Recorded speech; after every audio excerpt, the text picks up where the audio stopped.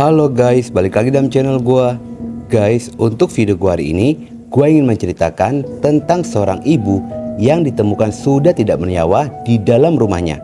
Mirisnya, korban ini ditemukan dalam posisi berpelukan dengan ketiga anaknya. Kasus ini sempat membuat publik bertanya-tanya, namun ketelitian polisi, kasus pun dapat terungkap dengan cepat. Bagaimana kisahnya? Yuk kita simak videonya.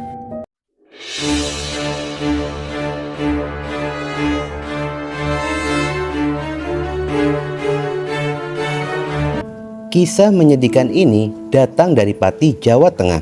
Ada seorang wanita sekaligus ibu 3 orang anak bernama Budiati berusia 31 tahun, warga Duku Ngipik, Desa Kutoharjo, Kecamatan Pati. Budiati bersama dengan ketiga anaknya tinggal di sebuah rumah kontrakan di perumahan Gria Pesona. Di dalam rumah itu, Budiati hanya tinggal bersama dengan ketiga anaknya yang bisa dikatakan masih sangat kecil. Anak pertamanya berusia 4 tahun, anak kedua berusia 2 tahun, dan anak yang paling bungsu masih bayi berusia 26 hari, di mana Budiati ini baru saja melahirkan. Budiati tinggal sendirian di rumah itu bukan karena tidak memiliki suami, tetapi suaminya bekerja di luar kota, tepatnya di daerah Rembang yang berjarak 36 km. Selama ini keduanya pun berhubungan LDR dan berkomunikasi via ponsel saja. Menurut tetangga sekitaran, jika Budiati memang lebih sering menutup pintu rumahnya, melihat anak pertama dan keduanya sedang aktif-aktifnya anak. Jika pintu terbuka, kedua anaknya pun langsung berlarian keluar rumah. Untuk memudahkan pengawasan, Budiati lebih sering menutup pintu rumahnya. Seorang pria bernama Mas Huri berusia 35 tahun, merupakan suami dari Budiati ini, merasa aneh dan bingung. Lantaran sudah beberapa hari sang istri tidak ada kabar. Bahkan ponselnya pun tidak ada respon. Didesak rasa khawatir yang sangat tinggi melihat istrinya hanya tinggal sendirian bersama dengan ketiga anaknya yang masih kecil. Mas Huri memutuskan untuk pulang ke rumah dan tiba di rumah pada hari Rabu tanggal 14 Juni 2023 jam 21:16. Saat itu kondisi rumah sudah terlihat sangat sepi. Awalnya dia menyangka jika sang istri dan ketiga anaknya sudah tidur. Ketika Mas Huri masuk ke dalam rumah, pintu rumah dalam posisi tertutup namun tidak terkunci. Langkah kaki Mas Huri bergegas menuju kamar dan menyaksikan Budiati sang istri dalam kondisi bengkak dan kaku, serta wajahnya yang lebam dengan posisi memeluk anak bungsunya yang masih bayi. Anak sulungnya memeluk punggung sang ibu, sementara anak keduanya berada di kaki sang ibu. Mas Huri yang panik bergegas keluar dan berteriak histeris meminta tolong. Teriakan itu pun memancing warga berdatangan menuju lokasi sumber teriakan.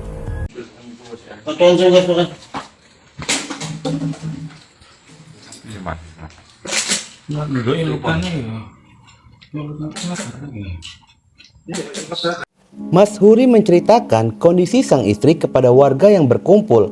Lalu warga pun segera masuk ke dalam rumah untuk memastikan cerita dari sang suami. Saat warga mengecek ke dalam rumah, Budiati pun sudah meninggal dunia. Dan yang menjadi perhatian warga, 3 anak korban. Anak pertama dan kedua dalam kondisi yang sudah pucat. Diduga mereka kelaparan dan tidak mengetahui ibunya sudah meninggal dunia. Sementara anak bayi dari korban dalam kondisi lemah dan membiru mengalami dehidrasi. Warga pun berinisiatif membawa anak pertama dan kedua ke rumah tetangga untuk dirawat. Sementara anak bungsunya dibawa ke rumah sakit guna menjalani perawatan lebih lanjut. Warga membawa bayi itu ke rumah sakit RSUD Suwondo Pati.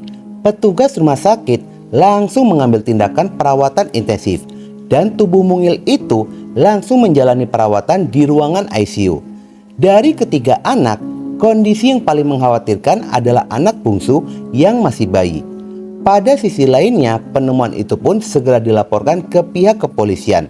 Polresta Pati yang mendapatkan laporan segera menuju ke lokasi guna melakukan penyelidikan, olah TKP, serta menggali keterangan dari para saksi.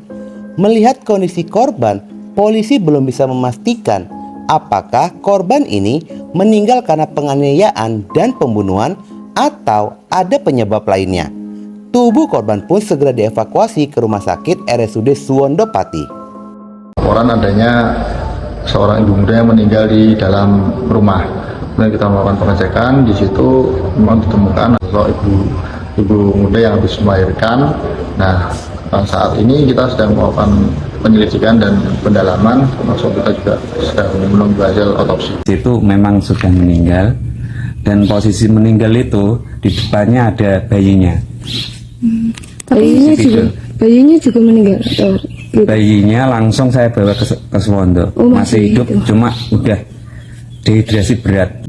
Dari hasil pendalaman kasus, pihak kepolisian mendapatkan kesaksian dari tetangga sekitaran jika pada tanggal 13 Juni 2023 ada tetangga yang masih melihat korban keluar rumah untuk menjemur baju. Pada awal kesaksian dari Mas Huri, jika dirinya adalah orang pertama kali yang menemukan tubuh sang istri. Namun adanya perbedaan dari kesaksian warga sekitaran dan RT setempat. Jika RT setempatlah yang menemukan pertama kali kondisi korban. Bermula terdengar suara tangisan bayi yang tidak berhenti terus-menerus. Warga yang merasa aneh dan melihat tidak adanya aktivitas di dalam rumah akhirnya memutuskan untuk melaporkannya ke RT setempat. Setelah RT dan warga tiba di lokasi, pintu rumah segera diketuk. Namun tidak ada respon dari dalam rumah.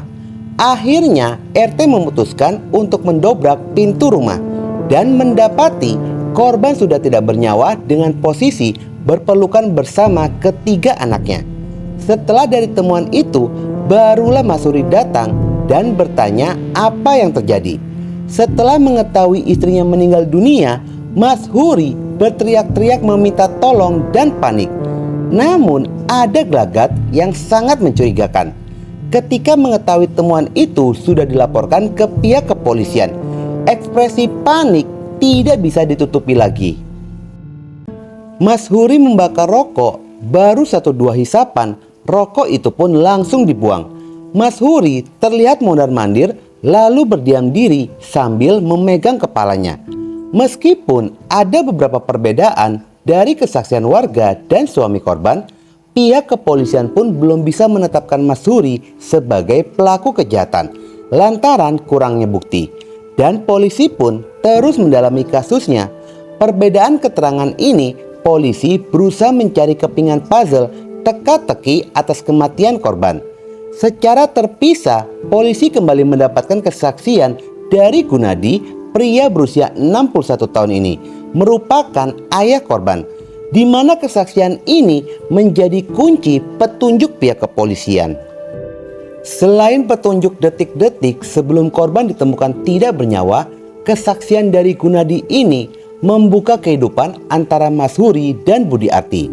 Gunadi mengatakan jika dirinya tidak pernah setuju anaknya menikah dengan Mas Huri. Mas Huri memiliki kepribadian yang temperamen dan tidak baik. Selain itu, memiliki kebiasaan buruk seperti berjudi dan mabuk-mabukan. Fakta lainnya, jika antara Mas Huri dan Budi Arti adalah pasangan selingkuh. Korban sebelumnya pernah bekerja di Jakarta dan telah memiliki suami. Saat kembali ke Pati, korban berkenalan dan berselingkuh dengan Mas Huri. Dalamnya cinta mereka, Mas Huri mendesak agar Budi Arti menceraikan suaminya. Namun Gunadi ini menolak dan menghalangi anaknya untuk bercerai dari suaminya. Mas Huri yang mendapatkan penolakan dari Gunadi, dia melakukan perbuatan nekat. Diam-diam dirinya membawa kabur Budi Arti, lalu menekan Gunadi harus merestui hubungan mereka dengan alasan Budi Arti sudah hamil. Singkat cerita, hubungan pernikahan antara Budi Arti dan sang suami harus berakhir dengan perceraian. Gunadi pun bercerita, baru saja Budi Arti mendapatkan akta cerai, Mas Huri langsung menikahi siri Budi Arti. Selain fakta masa lalu dari keduanya, Gunadi pun menceritakan detik-detik sebelum korban ditemukan tidak bernyawa. Pada hari Jumat tanggal 9 Juni 2023, Gunadi mendapatkan cerita dari putrinya jika rumah tangga sang putri sedang mengalami keributan besar hingga Mas Suri melakukan KDRT kepada putrinya. Pada keesokan harinya, Sabtu tanggal 10 Juni 2023, Gunadi datang mengunjungi putrinya sekalian melihat kondisi dari sang cucu. Kedatangan Gunadi pun disambut air mata yang keluar dari Budiarti sambil menekan bagian yang sakit pada tubuhnya. Budiarti tidak menceritakan secara gamblang lantaran posisi Mas Huri sedang ada di rumah. Gunadi mengatakan lirikan mata dari Budiarti sambil menangis selalu mengarah ke suaminya. Sesaat setelahnya Gunadi pun berpamitan dan dia masih sempat memberikan uang jajan kepada cucunya. Di dalam kesaksian Gunadi tidak bisa membayangkan anak pertama dan kedua mengaku selama 2 hari bertahan hidup dengan memakan makanan dari kulkas saja. Setelah makanan itu habis, mereka pun tidak makan apa-apa dan tidak mengetahui jika sang ibu sudah tiada. Dengan adanya sejumlah kesaksian dari keterangan para saksi, polisi kembali menggali keterangan dari suami korban. Hasil interogasi polisi mendapatkan pengakuan jika Mas Suri sering melakukan KDRT dan terakhir sebelum korban ditemukan tidak bernyawa. Mas Suri pun baru saja melakukan KDRT sesuai dengan kesaksian dari Gunadi, ayah korban. Polisi langsung menaikkan status Mas Suri dari saksi menjadi tersangka. Status tersangka ini pun bukan tanpa dasar. Polisi mendapatkan hasil dari pemeriksaan rumah sakit jika korban mengalami luka bekas kekerasan, salah satunya pada bagian kepalanya. Oh, pemukulan itu baru dilakukan sekali atau berkali-kali? Sebelumnya sudah pernah? Sebelumnya sudah pernah. Itu pun juga ada beberapa saksi yang Berarti memang temperamen ya, tipe temperamen. Ya, betul. Kronologi kejadian sekitar 1 minggu sebelum korban ditemukan tidak bernyawa. Mas Huri yang memang selalu pulang ke rumah setiap 2 minggu sekali. Dia merasakan sang istri menyembunyikan sesuatu darinya. Kecurigaan itu muncul ketika melihat istrinya tidak mau lepas dari ponselnya. Ketika Mas Huri meminta ponsel dari sang istri, permintaan itu pun ditolak oleh korban. Mas Huri yang memang temperamen dan menduga korban sudah berselingkuh. Lantas penolakan itu pun membuat emosinya meledak. Dia pun langsung melakukan KDRT kepada istrinya. Brutalnya tindakan kekerasan yang dilakukan oleh Mas Huri kepada istrinya, ditambah lagi kondisi korban baru saja melahirkan, memperburuk kondisi kesehatannya. Hingga akhirnya korban mati lemas ketika sedang tidur bersama dengan ketiga anaknya. Pada kasus ini pun pelaku terancam 20 tahun penjara. Bahkan vonisnya pun bisa lebih kalau pelaku ini dikenakan pasal berlapis, yakni pasal pembunuhan dan kekerasan di dalam rumah tangga. Tertangkapnya pelaku pembunuhan atas kematian Budiarti, Gunadi selaku ayah korban merasa lega dan ikhlas. Gunadi mengatakan, "Saya ikhlas atas kepergian anak saya. Saya doakan diterima di sisi Allah Subhanahu wa Ta'ala. Tapi jangan sampai anak saya mati konyol, nyawanya direndahkan. Karena itu pelaku harus dihukum seberat-beratnya. Kalau hukuman ringan, saya berani membunuh pelaku dan rela dipenjara." Guys, ini salah satu petaka dampak dari perselingkuhan.